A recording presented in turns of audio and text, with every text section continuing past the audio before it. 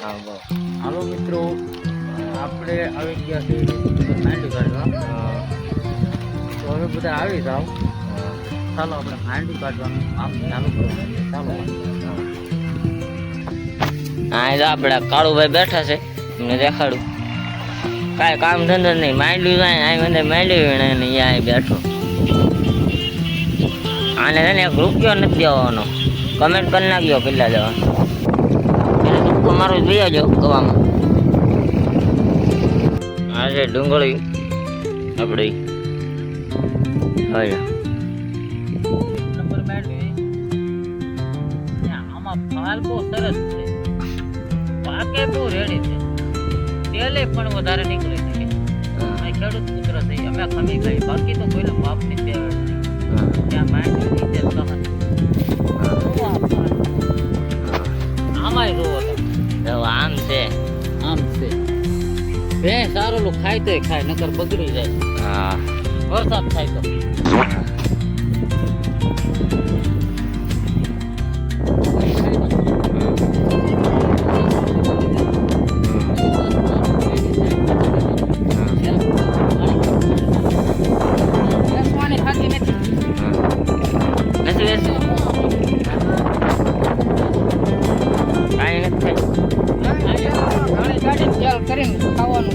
ફાલ કેમ છે તમે જો? હાલમાં કાંઈ નથી જવાનું લો.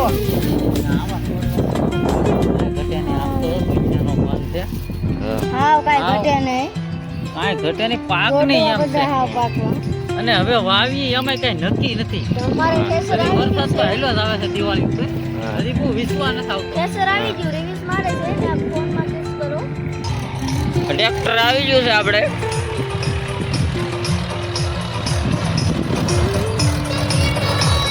હાલો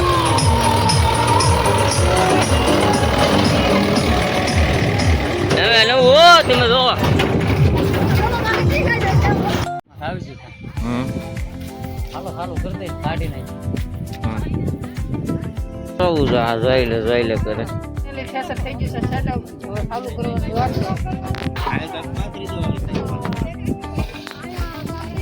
આમ હે જાઓ ફાઈનલી ટેન્શન થઈ ગયું છે ચાલુ.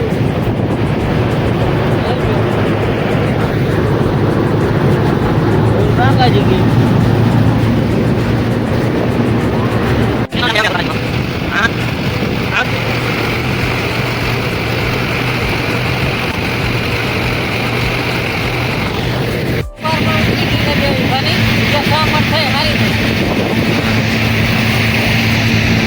નીકળે ગઈ બધી. હા ભાઈ બધી નીકળે છે. જગ્યા 6 પણ થાય. 6 થાય તો થાય, ને 5.5 પોણા છે તો બસ. દેખાડું માંડવી હું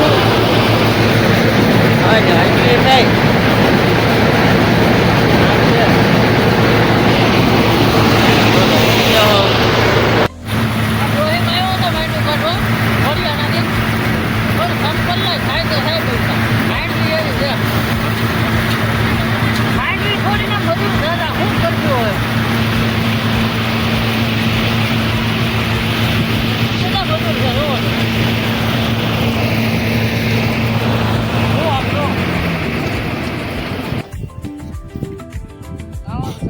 ભાઈ ઠેસર લઈને આવ્યા છે ટોપી વાળા, એને પૂરો ભાડાનો ફાયદો થાય. હા ભાઈ અમે એ પરવડ ગયા હતા, થાવ લાગત જે પરવાડો હોય હોય. હા હા એ ને અરે ભાઈ ઓયા હે